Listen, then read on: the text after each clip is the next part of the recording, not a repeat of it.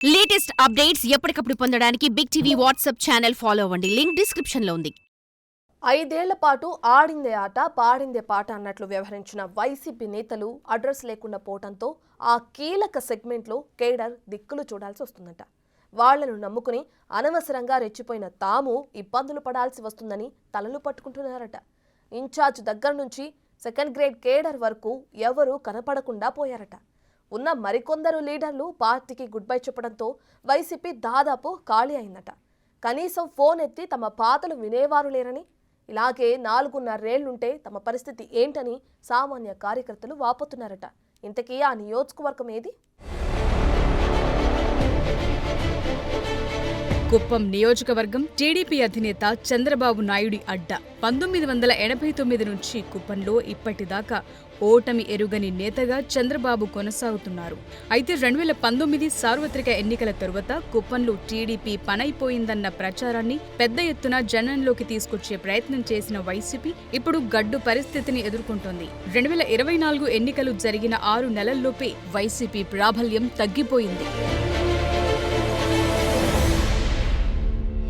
గత స్థానిక సంస్థల ఎన్నికల్లో అధికారాన్ని అడ్డుపెట్టుకుని దౌర్జన్యాలు చేసి కుప్పం సెగ్మెంట్లు అన్ని చోట్ల పాగా వేసింది.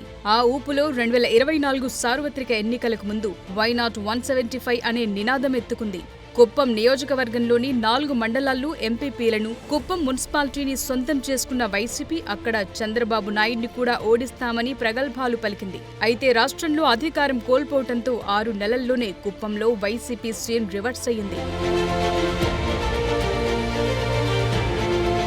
2024 సార్వత్రిక ఎన్నికల్లో కూటమి తిరుగులేని మెజార్టీని సాధించడం, సీఎంగా చంద్రబాబు బాధ్యతలు చేపట్టడంతో కుప్పంలో వైసీపీ అని చెప్పుకునేందుకు లీడర్లు ముందుకు రావటం లేదు. కొందరు అజ్ఞాతంలోకి వెళితే మరికొందరు పార్టీ కండువ మార్చేశారు. పలువురిపై కేసులు నమోదు కావడంతో జైలుకు వెళ్లక తప్పని పరిస్థితి ఏర్పడింది. అధికారంలో కొనసాగుతోన్న టైంలో కుప్పం విషయంలో వైసీపీ అధిష్టానం పెద్ద స్కెచ్చే వేసింది. నాటి ప్రతిపక్ష నేత చంద్రబాబు నాయుడు సొంత నియోజకవర్గం కుప్పంపై విపరీత దృష్టి సారించింది. కుప్పంలో చంద్రబాబు ఓడిపోతున్నారని, తాము సంచలన విజయం సాధించబోతున్నట్లు నానా హడావిడి చేసింది. వరుసగా మున్సిపాలిటీ నుండి స్థానిక సంస్థల ఎన్నికల్లో గెలవడంతో ఇక చంద్రబాబు ఓటమి తప్పదని నాటి మంత్రి పెద్దిరెడ్డి రామచంద్రారెడ్డి, చిత్తూరు ఎంపీ రెడ్డప్పలు కుప్పంపైనే విపరీతంగా దృష్టి సారించారు. కుప్పం వైసీపీ ఇన్ఛార్జిగా ఉన్న భరత్ కు అనూహ్యంగా ఎమ్మెల్సీ పదవి కట్టబెట్టారు. అంతటితో ఆగకుండా అతన్ని చిత్తూరు జిల్లా వైసీపీ అధ్యక్షుని చేశారు. సీఎంగా ఉన్నప్పుడు జగన్ కుప్పం పర్యటనకొచ్చిన ప్రతిసారి భరత్ను గెలిపిస్తే మంత్రిని చేస్తానని హామీలు గుప్పించారు.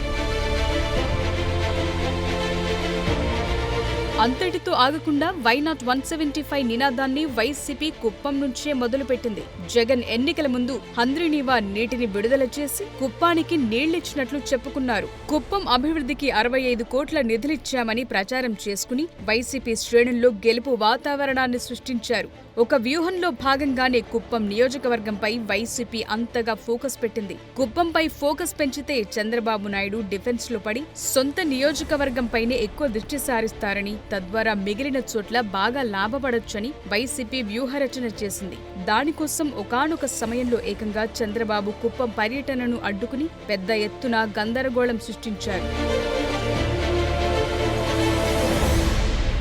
అయితే సీన్ కట్ చేస్తే ఎన్నికల్లో వైసీపీ వేసిన ఎత్తులన్నీ చిత్తయ్యాయి. కుప్పం విషయంలో వైసీపీ వ్యూహం బూమరాంగ్ అయింది. ఫలితాల తరువాత కుప్పంలో తెలుగు తమ్ముళ్లు వైసీపీ నేతల్ని టార్గెట్ గా పెట్టుకున్నారట.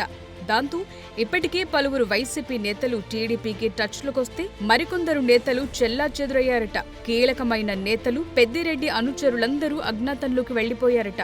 5 ఏళ్లు కుప్పంలో విర్రవీగిన వైసీపీ నేతలు పత్తా లేకుండా పోయారు. కీలక నేతలైన విద్యాసాగర్, రెస్కో చైర్మన్ గా పనిచేసిన సెంథిల్ కుమార్ బెంగళూరులో సెటిల్ అయ్యారంటున్నారు. రెస్కోలో అక్రమాలపై కేసు నమోదవడంతో సెంథిల్ కుప్పంలో అడుగు పెట్టడానికి భయపడుతున్నారట. ఇక కుప్పం మున్సిపల్ చైర్మన్ సుధీర్ సైతం వైసీపీకి గుడ్ బై చెప్పి టీడీపీ చేరారు. ఆయనతో మిగిలిన కౌన్సిలర్లు రావడంతో కుప్పం వైసీపీ లీడర్లు లేని అనాథలా తయారైందంటున్నారు. కుప్పం వెళ్లి చంద్రబాబును ఓడిస్తామని సవాల్ చేసిన మాజీ మంత్రి పెద్దిరెడ్డి రామచంద్రారెడ్డి, ఎంపీ మిథున్ రెడ్డి సైతం అటువైపు వెళ్లటం లేదంటిప్పుడు. మున్సిపల్ చైర్మన్ పదవికి కూడా రాజీనామా చేసిన సుధీర్ భవిష్యత్కు చంద్రబాబు భరోసా కూడా ఇవ్వటంతో సుధీర్తో పాటు మరికొందరు ఎంపీటీసీలు, సర్పంచులు, నేతలు త్వరలో టీడీపీలో చేరటానికి ready అవుతున్నారట.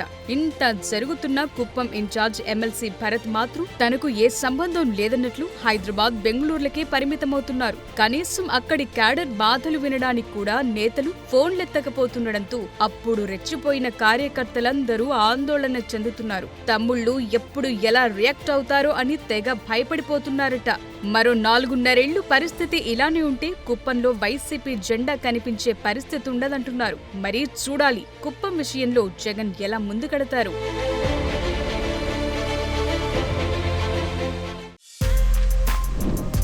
For more videos like this, subscribe Big TV channel.